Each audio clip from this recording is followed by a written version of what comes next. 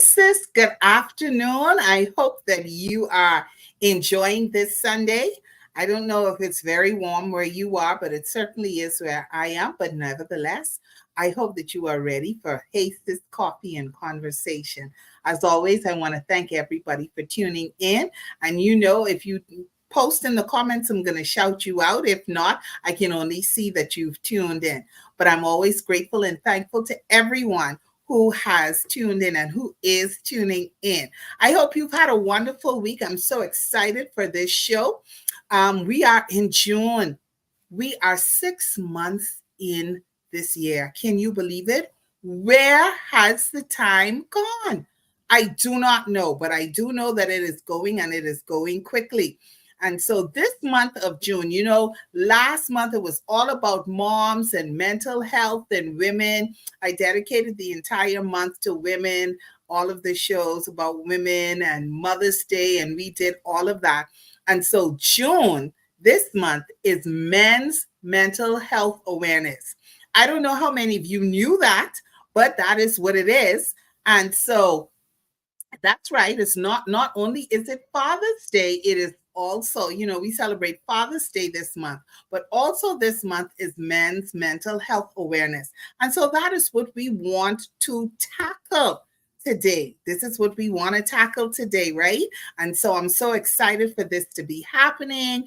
And we are going to just have us a wonderful show. And so I hope that you are excited. We do have a guest. So if you saw the flyer, then you know that we do have a guest on today. And we're going to be speaking with Dr. Andy Laing, who is a trauma therapist. And I'm so excited to have him on. If you used to watch Mixed Views, then you know that he's no stranger. And so he is going to be on, and we are going to be talking about mental health. Okay? And so, I don't know. Some people are saying they don't see it. Let's just check and make sure that we are all up and running. It says that we are. So I'm hoping that everybody can get in, can get on. As always, but let me check and make sure that everything is okay. Yeah, for sure. Okay. Yeah, I am getting a WhatsApp saying that they're not seeing us, but so give me a moment. Let me just check and make sure. We're definitely live and on Instagram. I see that. Not sure who hopefully someone, if you're tuned in off Facebook, just give me a thumbs up and let me know that you were able to see, because from my end, it looks as if it is going on. I'm just going to quickly check and then we'll get right into the show. I just want to make sure that everybody can tune in and everybody can see. I don't want there to be any issues. So let me just make sure that we are doing that and that it is up and running. And we can see everything. I don't know. Maybe that person is having an issue themselves. Yep. We're on live here as well. So I'm not sure what's happening, but we are definitely on and we are definitely live. And I do see that we have other people tuned in. So like I said, I want to get right into it now. I don't want to waste any more time because this is going to be a power-packed hour. And so we want to make sure that we get everybody in and we want to get started. So let me go ahead and I wanted to read this bio to you. And so we're going to get this conversation started. So Dr. Andy Laing is presently employed as an assistant professor in the College of Social and Educational Studies at the University of the Bahamas Northern Campus and a volunteer clinical consultant with the Bahamas Resilience Center. He has previously worked as a clinical social worker with Grand Bahama Health Services, a police officer with the Royal Bahamas Police Force, a probation officer with the Department of Rehabilitative Welfare Services, and as an adjunct lecturer at Tarif College. Dr. Laing received his Associates of Arts degree in psychology with a minor in sociology and a Bachelor of Arts degree in social work from the College of the Bahamas, now the University of the Bahamas, and his Master of Social Science and his Masters of Social Work degree from Barry University. He subsequently obtained his Doctor of Education degree in community care and counseling with a concentration in traumatology. He is also a certified trauma profession and a certified anger management professional. In his spare time, Dr. Laing enjoys reading, writing, research, fitness, walking, and beaching. So please, sisterhood, help me welcome Dr. Andy Laing. Hi, Dr. Laing. So good to see you again. Thank you so much Hello. for tuning in, everyone. And Dr. Laing, so good to see you as always.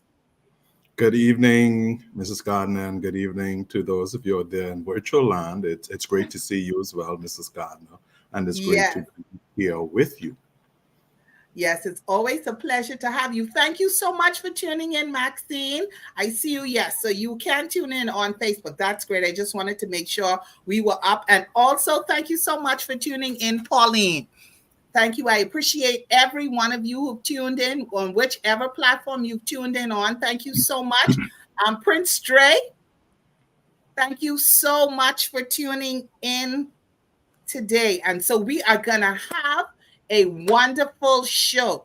So, as I was saying earlier, we recognize this month of June as Men's Mental Health Awareness Month.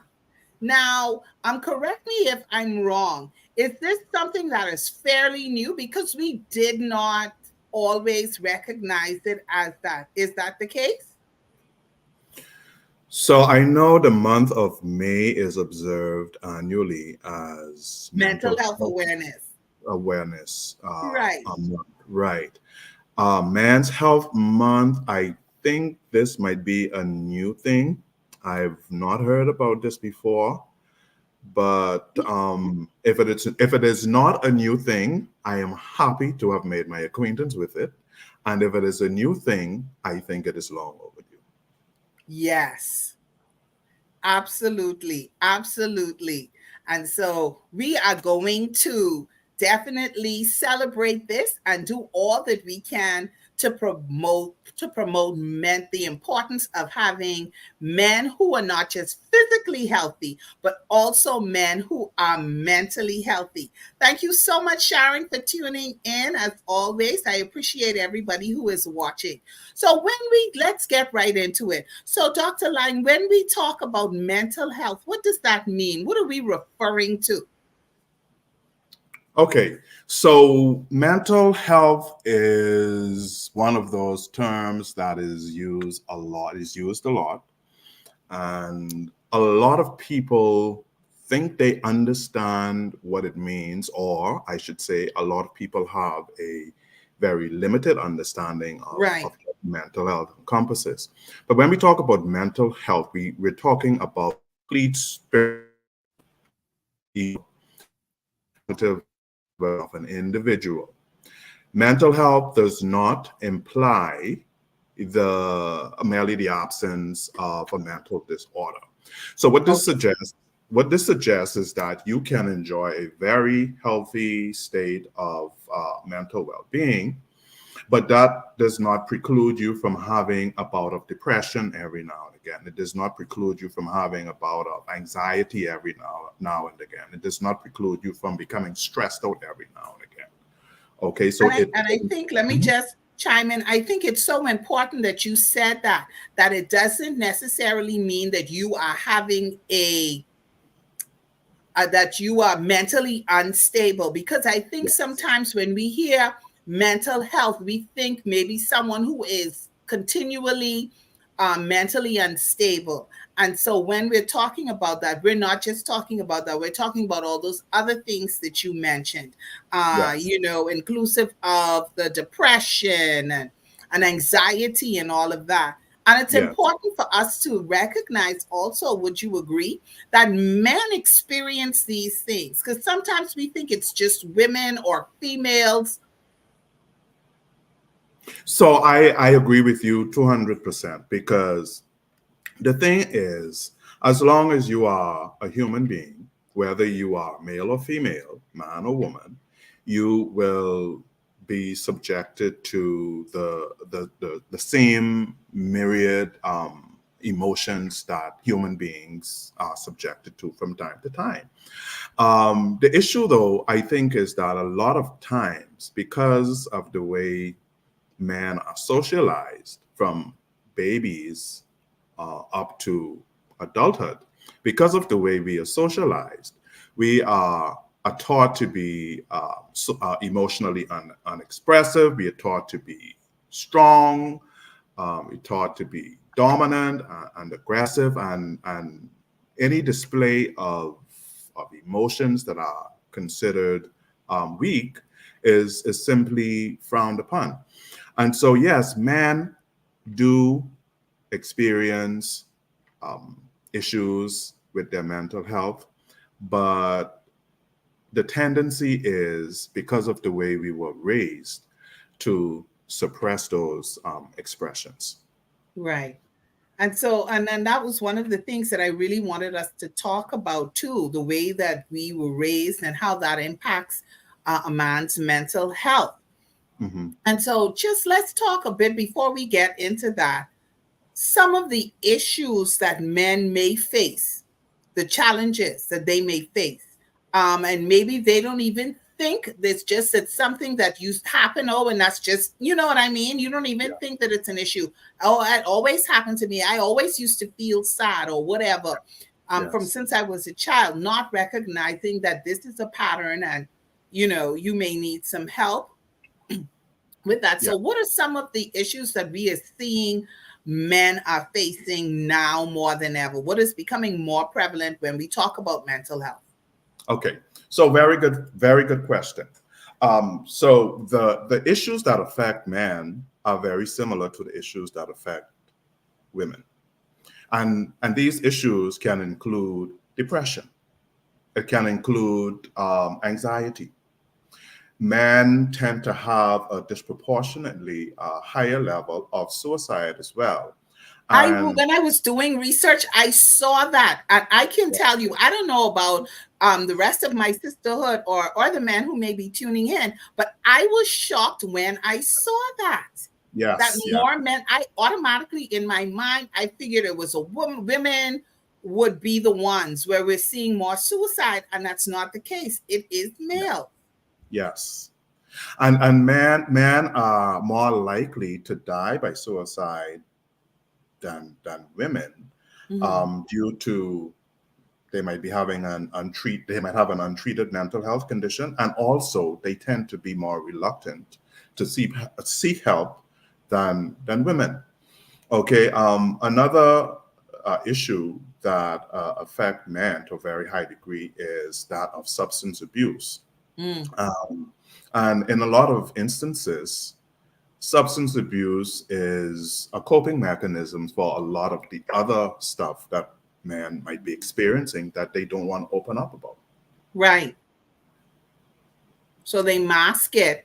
Maybe Uh, you see someone that's drinking a lot, and they yeah, saying they're just doing it. Oh, I just like to unwind, but yeah, yes, it's masking something else. And I yes. want to go back to depression. How Hmm. does, because, you know, I think a lot of times we still think that depression manifests itself. You're in a room with the lights off and you don't want to talk to anybody, you don't want to see anybody, you're depressed. And while that may be sometimes that may be the case, let's talk a little bit more about what depression could look like. Okay, so a very good question.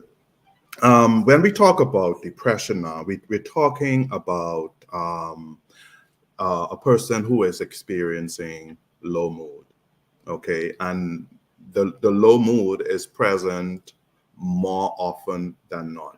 Okay, Okay. more days of the week than not.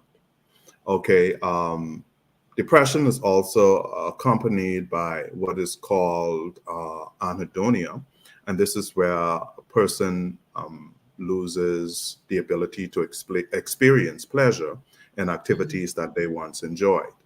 Okay, Mm. so someone might have once been a very avid sports participant Right. or enthusiast, and it no longer they no longer interest them. It no longer interests them. Okay, so there's a loss of interest in activities that the person once enjoyed. Um, the person might also become very sluggish. So they might experience what is called uh, psychomotor retardation is the scientific term for it, where they become very sluggish. Okay, the person might experience fluctuations, or they might experience changes in their sleep hygiene. So they might begin sleeping too much, Mm. sleeping too little, or they might begin having difficulties falling asleep or staying asleep. Okay, so insomnia. The person might also experience changes in their appetite. So they might begin under eating, they might begin overeating. Overeating. Okay, the person might also engage in what I call stress eating.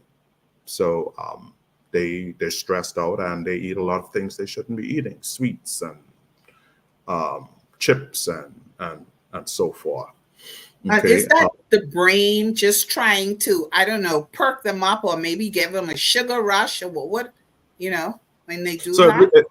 it really is an attempt to it's a form of self medication where the person is attempting to mask whatever painful feelings they might be having.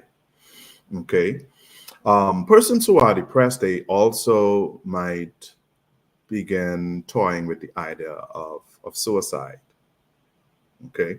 So all of these taken collectively make up the picture of someone who might be battling with depression. Oh, wow.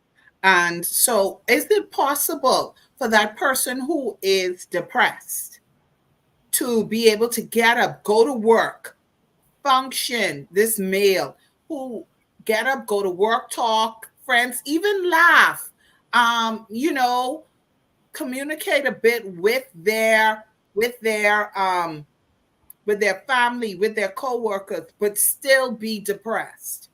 The answer is yes, yes, yes, and yes. There are people who are highly functional, even though they might be struggling with depression.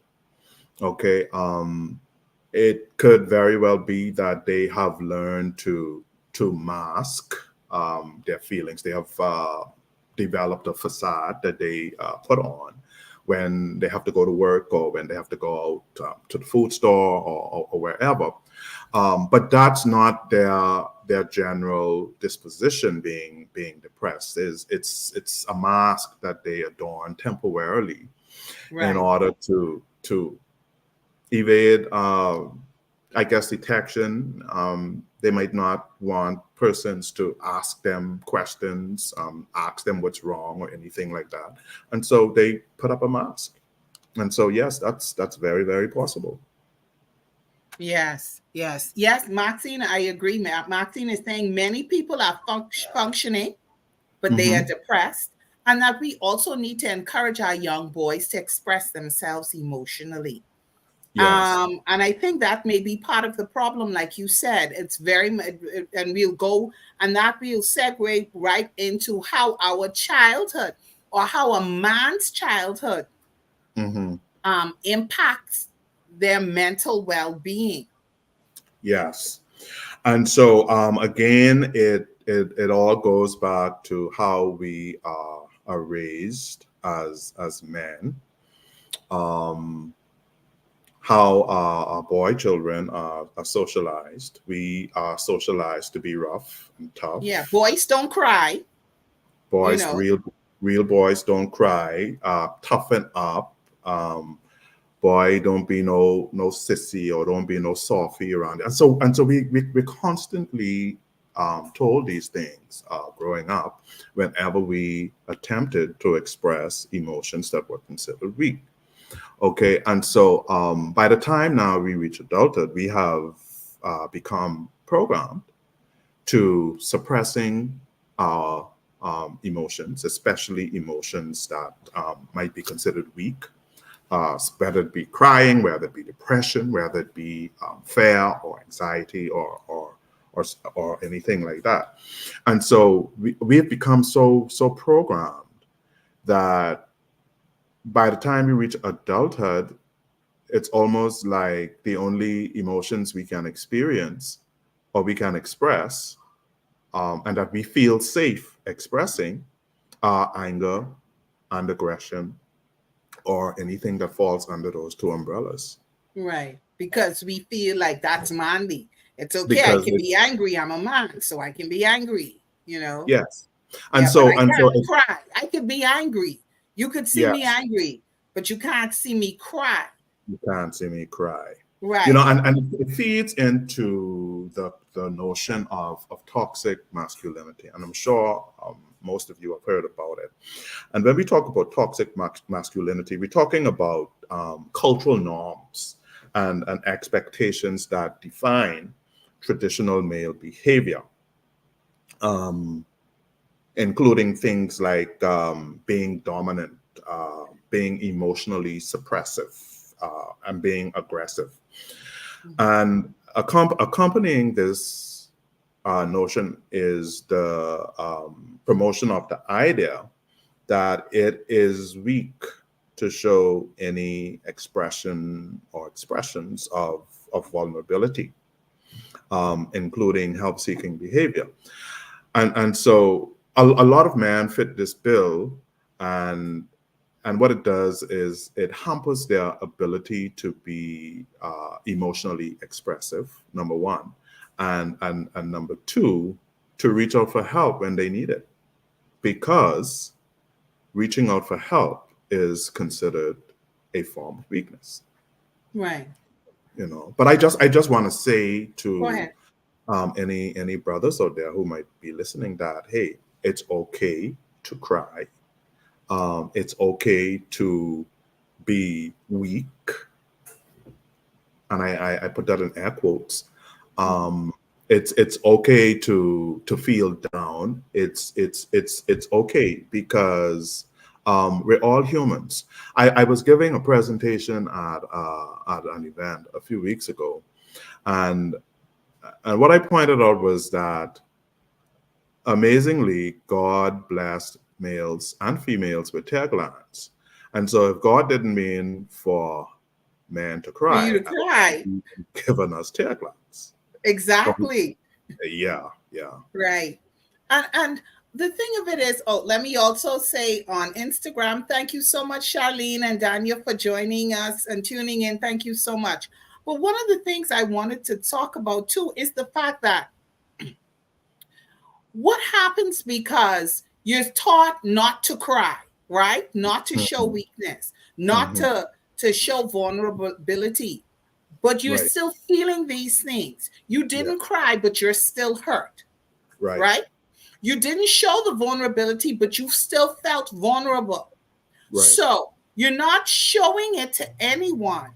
Then how are you dealing with it? Okay. Another good question for some man that going and drinking himself into a stupor every day. For others, it might look like smoking a joint 7 times a day, 7 times a week. For others, it might look like carousing. It might look like watching pornography. It might look like engaging in multiple sexual relationships.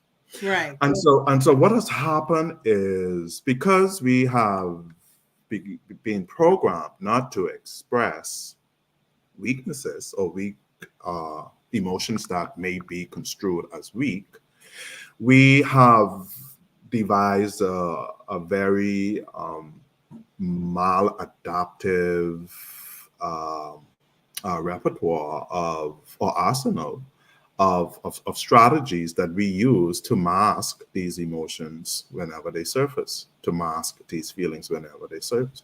Right. And so I'm feeling down, I'm feeling um, depressed, I'm feeling anxious, or whatever. So instead of expressing that, I go out and I sit on a bar. I go and I smoke a joint, or I go Right. and engage in some other form of addictive behavior in order to mask my true feelings. Right. So we find then that what do we do? How can we create an environment, or is it too late for us to create an environment where men are comfortable enough? Even, I'm not saying that you have to sit in a group of people, but to even in their relationships with each other, So to be no, able to say, hey man, or however you say it, I'm not in a good headspace, I'm not in a good place right now. right. Okay, so the answer to your question is no, we are not too late. We are not too late, and we will never be too late as long as our men have breath in their body, as long as they are alive. Um, and so what that means is that as long as they are alive, we have the potential to reach them. Now, there are some things that we can do, particularly as it relates to promoting open dialogue. And one of the things that we can do is we can learn to normalize our conversations where we promote mental health discussions in our everyday settings. However, that look, whether it be if we gather there and we put things on ZNS, targeting men and mental health. Also, role models. We need more influential men to share their experience with mental health. You know, I think one of the reasons why a lot of men are reluctant to open up as well is because they might think erroneously that they are the only person who, the only man who is experiencing what they are experiencing.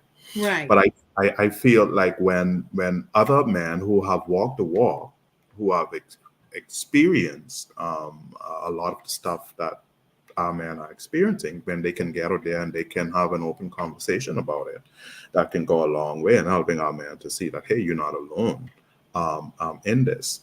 And then education is always important. The antidote to ignorance is education.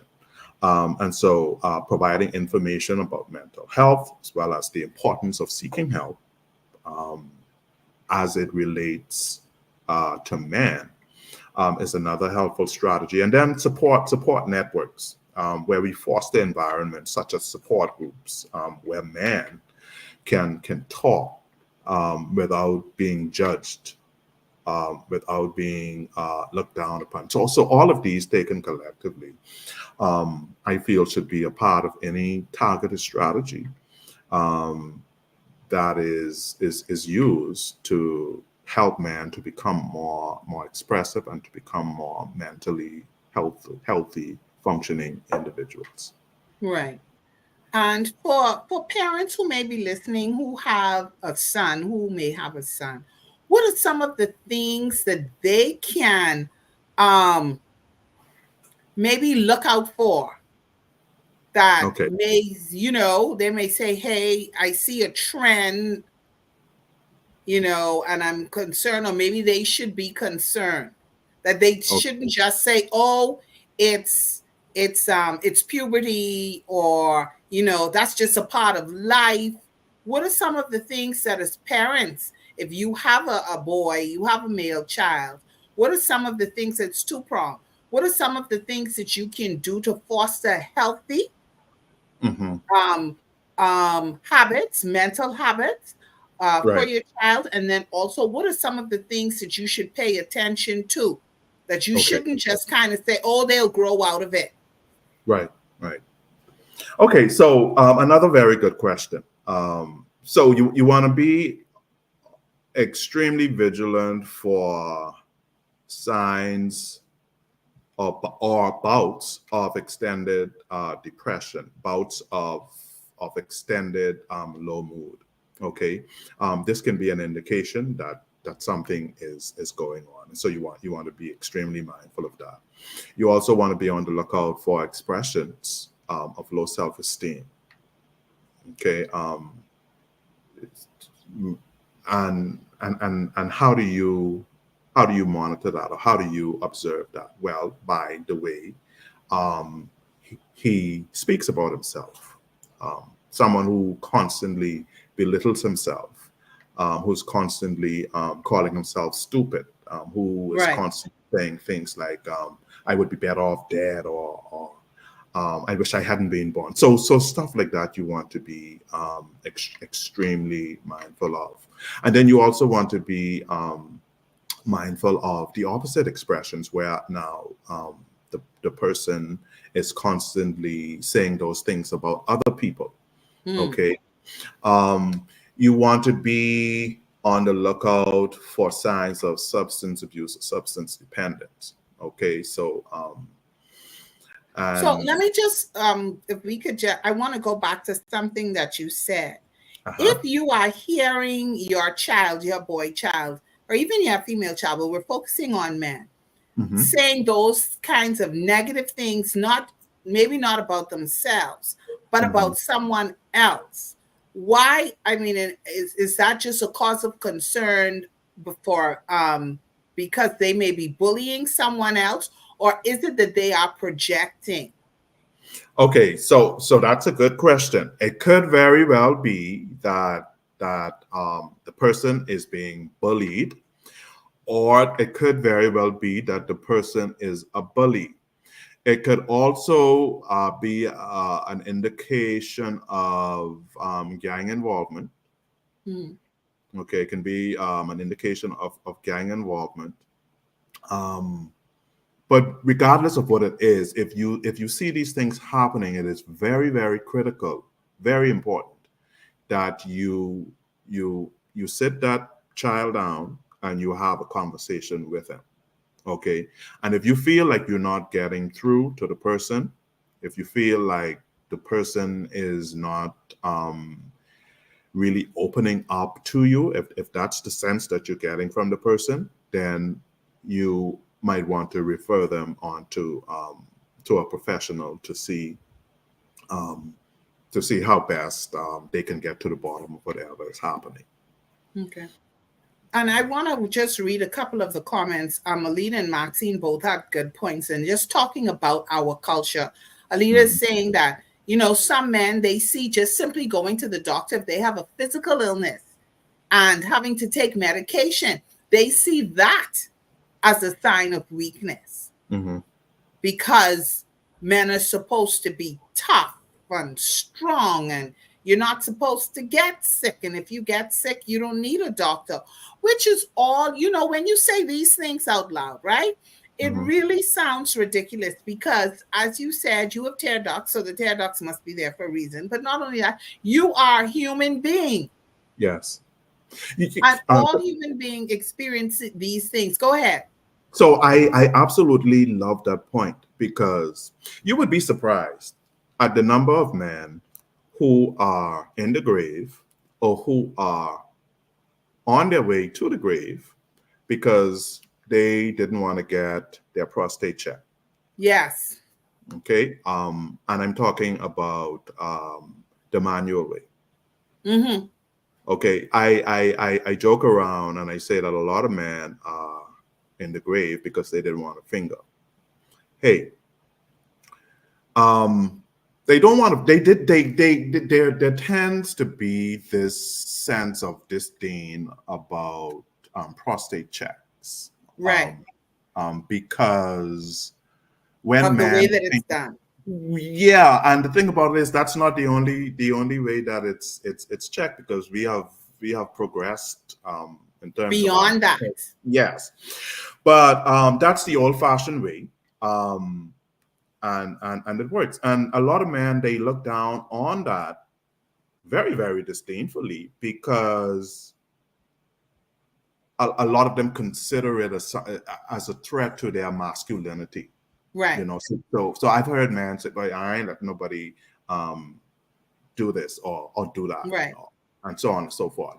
And so what ends up happening is they prefer to allow male pride to trump them um, exercising proper prostate health habits, Right. getting their And I prostate. and I think that's much to the same kind of response when we talk about male and mental health, Yeah, right? I'm not sitting down talking to no one about my feelings. I right. don't have time for that. I Yeah, have to go out there and I have to get things done. I have to go yeah, out there and I have to work. I don't have time to be sitting down. But all of these spaces and places that you are operating in them, but that you're not operating really in a good space mentally. You're right. operating and doing these things because you know how to do it, but on the inside, you're battling and it's maybe manifesting itself to the people around you because maybe you are short tempered and always irritated and snapping off the handle, or maybe you've become verbally and physically abusive. And Yes, all of this is because you don't properly know how to unpack the things that you have experienced, yes, yes, yes. but you aren't going to sit down and talk to anyone about your feelings because Yeah, men don't do that. We don't have time. You don't have time for feelings. right. There might be men who might hear me having this conversation and they would think that, well, I don't know what that man dealing with, you know. But the thing is, it's a practice, it's a culture we need to break. Right. Men need to know, they need to understand that it's okay not to be okay. It's okay to feel down. It's okay to cry. It's okay to be anxious. It's okay to be fearful. It's okay to be all of these things. As human beings, we are capable of experiencing a gamut of emotions and Right. feelings. But I think men have very masterfully learned to um, pick the emotions that they're going to experience, that they're going to Yeah. feel. They can experience the joy, they can Yeah, experience the anger, yeah, but yeah, the depression, the sadness, yeah, the hurt, yeah. And those so, things um we don't navigate them. They don't navigate them very well. And I right, feel that it does, and I could be wrong, but I think it does have a lot to do with the way that they're raised and the way that we as a society determine or see what we feel like a real man is. yeah, yeah.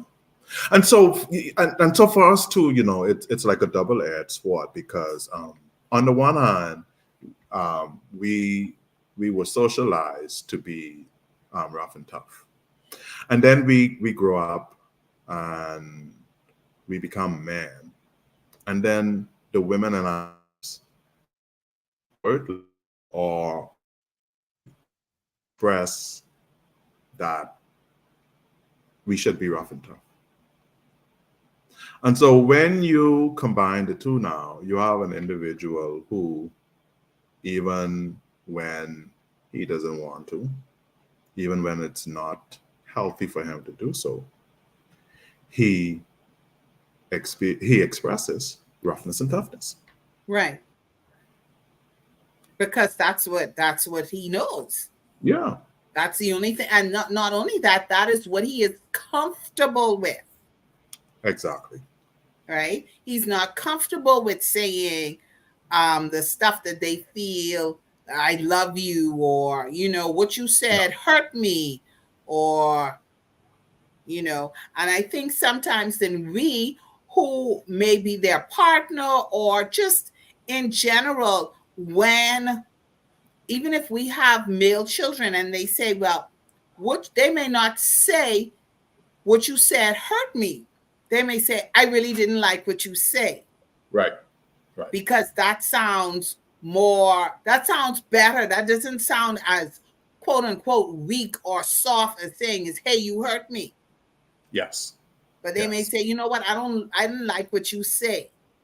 Yes. And then, I think it becomes on us to let's dive a little deeper into that. Yes. And see And then, now, mhm, now you're touching on something. You're touching on male communication patterns, where, and I mean females do it as well, but more so men, where we tend to blame the other person for the way we feel instead of acknowledging that I feel the way I feel as a reaction to something that you said. So, for example, um, if my wife doesn't put the cap on the toothpaste, right.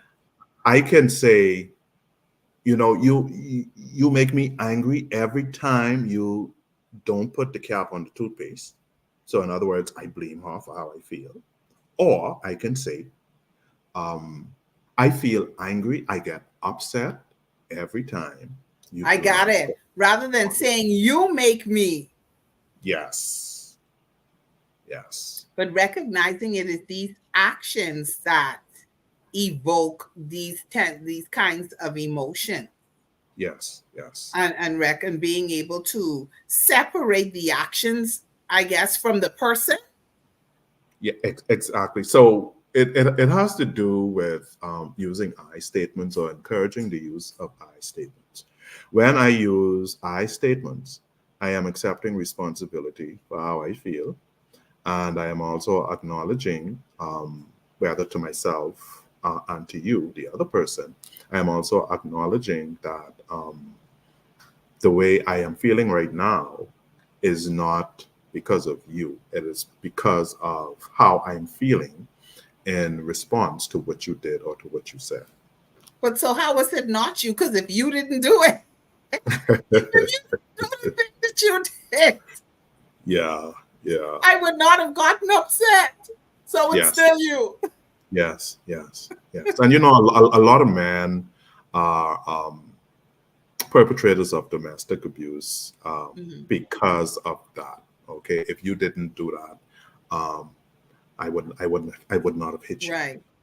Okay, um, so yeah, so it's another thing. It's just another layer to the madness, um, and it's also another area in which we as men need to develop awareness. We need to become more in touch with what we're feeling and why we're feeling it, instead of always being so quick to blame the other person Right.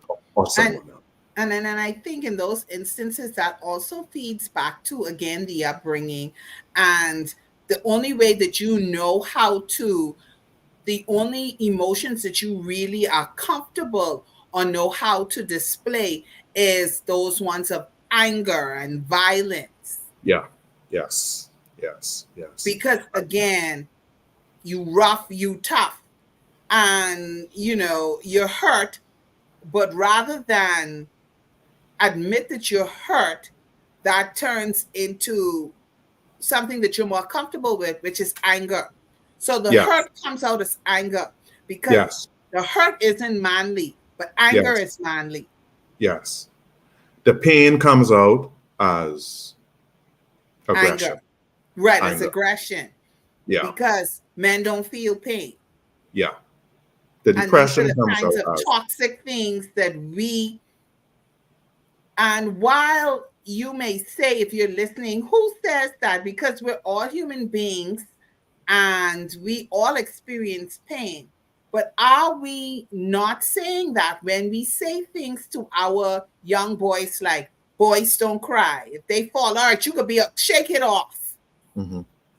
and kind of minimize whatever it is that they may be feeling. Of course, I'm not saying to sit in that and just stay there, Yeah. but certainly to acknowledge that this thing did happen.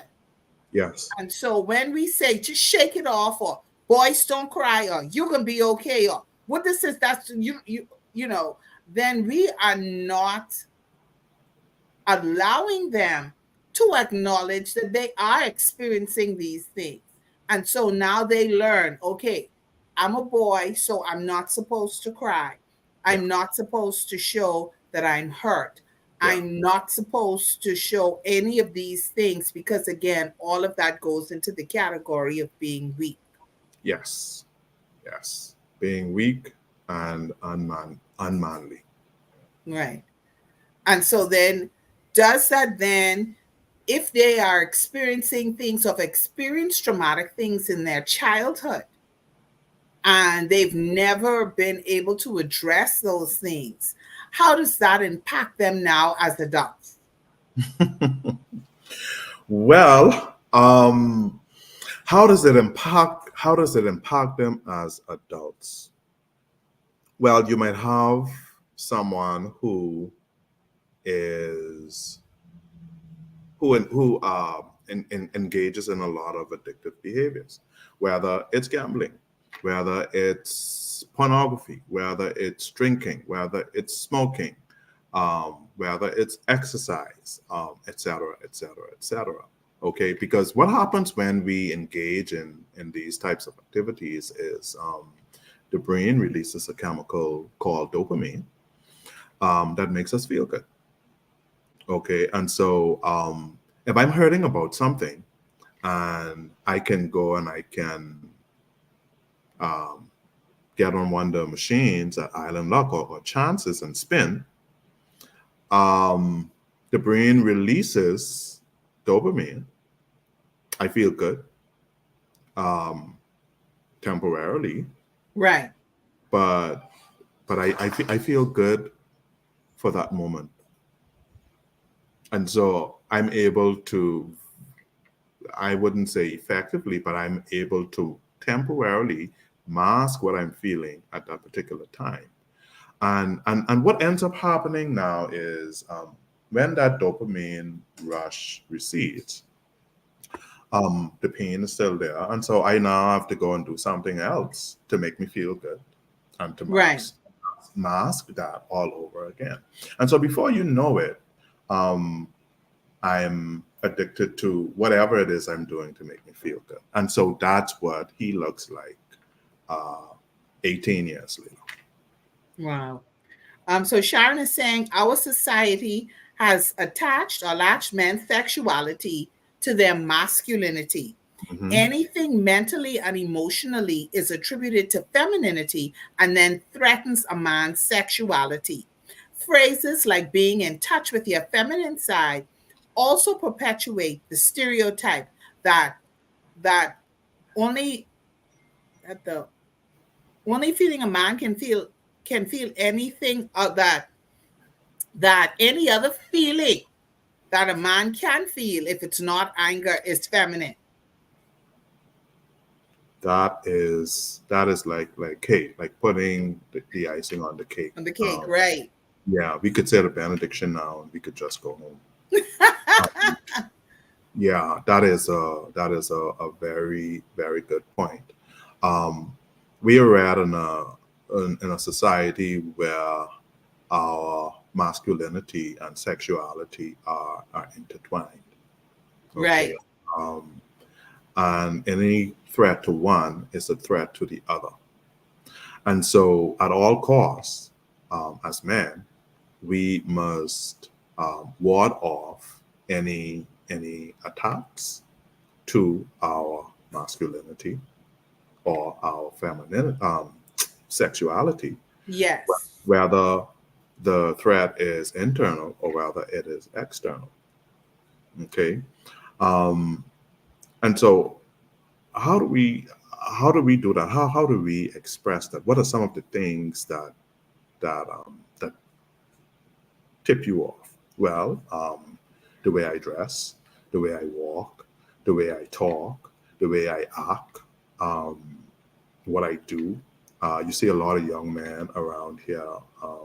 They they wearing their pants with no belt, and the pants is dropping down around their waist, and what it's called sagging. Mm-hmm. Uh, and they think it is a masculine behavior, when in fact, if you check the history of sagging, you will find that it originated in prison because Mm-hmm. inmates were not allowed to wear belts. Okay, but they do all of these things in order to appear um, masculine, and also to appear um, sexually secure. Right. But what do you do, Dr. Lang, when that conflict, because you talk about any threat to that, to your masculinity, can happen either from the inside or from the outside. What Mhm. do you do as a man when the threat to what you deem as your masculinity is coming from within? What do you it all do then? it all ties into everything that we've been talking about so far. So if I feel like, hey, my masculinity is being threatened, um, I'm gonna go out. Chances are that I'm gonna go out, and I am going to prove to myself, and then to others, that hey, I am a real man. Right. And And whatever that, you deem that behavior is yeah, to prove that. yes. To prove that. So what is, because we got about 8 minutes left, but Mhm. if there is a man, or if one of our sisters is listening and you know someone that probably can use some help, can talk to someone, where can men access help if they believe, if they're honest enough with themselves and they believe that they are struggling? Yes. Okay, so we have a number of resources here on Grand Bahama, beginning with the Grand Bahama Resilience Center. I am proud and I am pleased to say that a number of men have been accessing our services. Great. Uh, and I would like to think that they are benefiting from the services that they are receiving. So the Grand Bahama Resilience Center, we have trained counselors on staff, and we can be contacted at 602 Okay. We are also available on Facebook. We have a Facebook page as well as Instagram. Okay. There is the Department of Social Services, and the Department of Social Services can be reached at 352 8847 or 48. Can you just repeat the social services number? Because I'm putting it in the chat. Sure. 352 Mm-hmm. 8847 or 8. Okay. And that is Department of Social Services. Yes. Then there are the departments of health, social services, and psychological services, health psychological services. Um, and they can be reached at 350 Mm-hmm. 6700. Okay, and that's the Department of Health. Health social services or health psychological services. Okay. So is it okay if you, as a man, to do a checkup? You know what I mean? It's not necessarily that you think that you're struggling or you've hit rock bottom. But is it okay sometimes just to, because life is life and things are happening all of the time? Um, is it a good thing maybe to check in with someone every now and again just to talk, or that is a very female, feminine thing? So that is perhaps one of um, the best questions that you've asked for the night, and you've been asking a lot of good questions. Is it okay to do a mental check? And the answer is absolutely, positively yes. If I can once a year make it a point to go and get a physical to see what is going on with me physically, Yes. then at least once a year I should make it a point to get a mental check, to do a mental check, to check in with someone to see where I am mentally. Yes. Okay. Um, physical health and mental health are different sides of the same coin. Okay. One ultimately affects the other. When I'm physically unwell, it might affect me mentally. And when I am mentally unwell, that can affect me physically. Okay.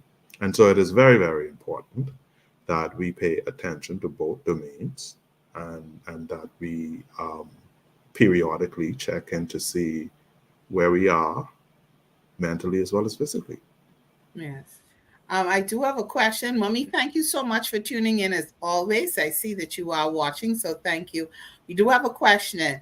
Is it possible for a male who has recently divorced experience mental challenges and not be aware? Absolutely. Absolutely. Um,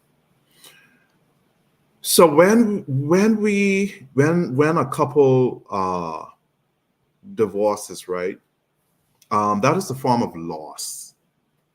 And when we lose someone or we lose something that we've established a connection with, it is very, very likely that we will go through a period of grieving. You hear me use that word, and a lot of people may think that grieving is only reserved for when you lose For death. someone to Yes. death. Right. Okay, but we grieve whether we realize it or not. Whenever we lose something that we have a connection with, or we have had a connection with, and divorce is no exception. And so, to answer the question that was asked, if a couple divorces and um, the husband or the male partner is grieving and might not understand what is happening or might not even be aware of what is happening, then that might manifest as signs of mental unwellness. Okay, whether it be anger, whether it be depression, whether it be wanting to isolate himself, not wanting to eat or eating too much or picking up the drinking habit, etc., etc. Okay. But it is very, very It possible. is possible.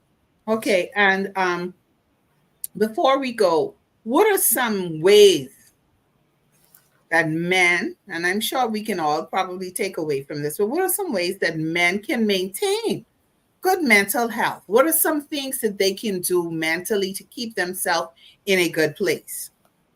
Okay, another very good question. So, what are some things that we can do? Well, ensuring that we get regular exercise, because when we exercise, that physical activity, it tends to boost our mood, and it also tends to regulate stress. Okay, Okay. so ensuring that you get some exercise at every day, if not every day, at least 3 or 4 times a week. Okay, eating healthy. Okay, nutrition affects our overall well-being, and when we eat well, we feel well. Ensuring that we get sufficient sleep. Okay, healthy sleep habits are very, very essential for mental as well as physical health. Ensuring that we get time to relax, and by relaxing, I'm not talking about unwinding on a bar with a bottle or a cup. I'm talking about just relaxing, watching a movie, not doing anything, listening to some music, going to the beach, Mm. those types of things. Maintaining strong, supportive relationships is another thing that we can do. And I'm talking about connections with people, not people who are shooting nonsense. Okay, Right. people who can engage you in intellectual conversations. Okay, people that you can form genuine connections with. Okay, so social connections, and then engaging in hobbies and interests. Okay, so I always say that I think our Bohemian men are some of the most talented men in the world. Um, and so if we can uh, use all of that by engaging in hobbies and pastimes, maybe doing some volunteer work, giving back to your community, volunteering at a local community center, passing your skills on to the next generation, et cetera, et cetera, et cetera. Meaningful pastimes where you're able to feel fulfilled and so forth. So all of these are part of the regimen of people who tend to fall on the upper end of the mental The wellness spectrum, healthier end. the healthier end. Yeah. Well, before we wrap up, because we are out of time, is there anything else that you would like to share with us, Dr. Lang? So yes, I just want to say to my brothers who are listening, or and to my sisters who are connected to my brothers, that hey, it's okay not to be okay. Okay, so it's okay to from time to time be depressed and anxious and scared. You're human. You're not Superman. And of course, if you feel like you want to talk to someone, you want to talk to another male who you think might not judge you, or who might understand you better, then feel free to access one of the resources that I shared with Mrs. Scott. Thank you so much. And thank you to everyone who's tuned in. I appreciate all of you. And please, as always, that the broadcast, they stay up on whether it's the Jesus Empowerment Facebook page or on LinkedIn or it's the Jesus Empowerment at YouTube. You can always tune in. You can always watch it again. I encourage you to share it with the men. At this point, I always make a clarion call to the sisterhood, but I'm going to make a clarion call to the brotherhood to be one another's keeper, right? I think that promoting healthy mental wellness um, should for men should be something that men do for each other. Yeah. And I think that they should be the driving force. Men should be the driving force behind that, right? Yes. um, and because it lets us know that hey, everybody goes through it, and that man who may be struggling will see a familiar face. I think it's intimidating somewhat for a man. You're saying talk, and all he's looking at is a sea of women, right? And so those men who have had a struggle or who are struggling, or men like yourself, Dr. Lang, you can continue to sound the alarm and say, hey, we're here for you. We're here for our brothers. We are brothers keeper, and we Yes. want you to check in and to make sure that you're all right. So, Right. sisterhood, our role in this would be to share this episode, remind and take some of these tips and maybe remind the males in your life some of the things that you could encourage them to do to continue to promote um, healthy mindset and healthy mental well-being. Thank you as always to everybody who's tuning in, who has tuned in. I appreciate you. As I always say, during this time, let's just be kind to one another. It doesn't cost us anything to be Yes. kind to each other. Yes, spend time with family, friends, and loved ones, but I'm finding that we're all so busy and focused on everything that we have to do personally. We're forgetting to be kind to each other. And so I want to encourage you to please be kind to each other. Also, if you are tuned in and you are listening, and maybe you are struggling, you're struggling financially and you need some help with some groceries, as always, please reach out to me. You don't have to, you can send me a personal WhatsApp message, and that is at 242-826-6278. And please don't be embarrassed to say that you need help, and we will try to assist you at Hey Sis Empowerment and Resource Center for Women as much as possible. And if you are not following us on Facebook or Instagram, YouTube, whatever, why not? You need to be following us, because this is what we're here to do, to help uplift, empower, and encourage women, but also our men. So again, Dr. Laing, thank you so much for tuning in.